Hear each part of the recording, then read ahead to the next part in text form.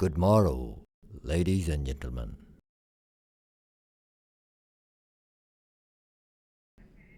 Let me read you my new sonnet.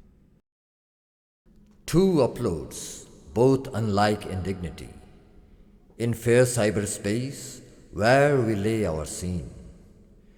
From a stupid grudge, break to new mutiny, where a single film made Sibyl minds unclean. From forth anonymous by Shakespeare's woes, a pair of star-crossed lovers make their life, whose discontent over the hatred slowly grows, to make a new movie with sharper knife. The perilous passage of these cinemas move, and continuance of the cast and crew's love, which but the end result to you will prove. 3 hours traffic will take it all others above.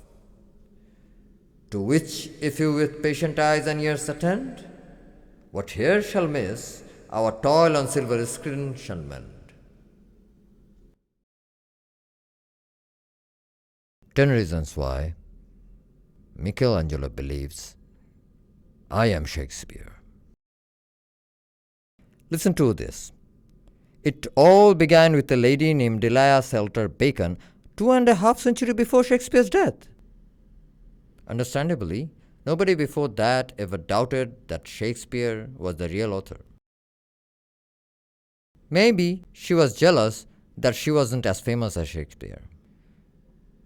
She even had a mental breakdown trying to demean Shakespeare. As we are pacifist and non-violent, we won't throw anything or shoot anyone. But all we want to say is that those of you who want to demean Shakespeare, shame on you. This stupidity wouldn't have gained ground if at the time of Delia Bacon's death, a great writer and philosopher like Ralph Waldo Emerson didn't praise her. He called her America's greatest literary producer for the last 10 years. Poor Ralph Waldo. How could you believe that Delia Bacon was greater than himself? Ha! Many argue that a man who wasn't an aristocrat, didn't go to Italy, wasn't a university wit. How can he write those plays which respects his life? This means that Milton was either God or Adam, Jules Verne went to the moon, and Herman Melville was a big white whale, and Bram Stoker was Dracula. Even Stanley Kubrick went to a space odyssey, and Roland Emmerich was a huge reptile. Boo! Some claim there's no handwritten manuscripts by Shakespeare. We pity their knowledge about the facts. Or perhaps they are the ones who spread alternative facts. They probably never heard about the play Sir Thomas More and His Handy. Perhaps they have seen too much fake news. Believe me. Their problem is they're fighting among themselves. They couldn't all agree to a single alternative to Shakespeare. They have invented about 100 candidates who could have written Shakespeare. One of them is Christopher Marlowe, who died almost before any of those plays were written. No one can prove that he didn't die then or he died later. So, Francis Bacon's name was proposed by Delia Bacon. Actually, Francis Bacon was a philosopher, writer, and an essayist.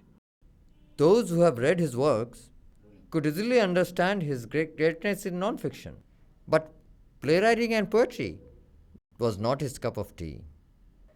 He would have been a disaster in fiction. Pooh! Idiots say that Edward the Vere, the Earl of Oxford, was a royalty, so he couldn't write poems and plays openly. You know what? It may be the alternative facts. The true fact is, he was a prominent, published poet and playwright of his time. He may not be that much of a genius like Shakespeare, But surely he was not that stupid that he will pass his mediocre plays in his own name and the best plays under Shakespeare's name. Mind that. The anti-Stratfordians also believe, more than us, that those words and play are the work of a genius, and they are the greatest works of literature. How can a genius par excellence let the posterity know that the plays were written by somebody else? If you are that stupid, he couldn't have written those great works. Could he? The most important question is, if all those people wrote a bit of the plays and poems, why would all of them try to pass all the poems of plays in the name of one single William Shakespeare of Stratford? That proves he was the greatest. And that's why all the greatest works could undoubtedly pass as written by him. And according to the authorship conspirators, every other writer tried to do that. Aha! In fact, all the sane and logical scholars of the world has agreed on the fact that William Shakespeare of Stratford was the greatest writer. And unlike the skeptics, in this matter, the rational world is unanimous.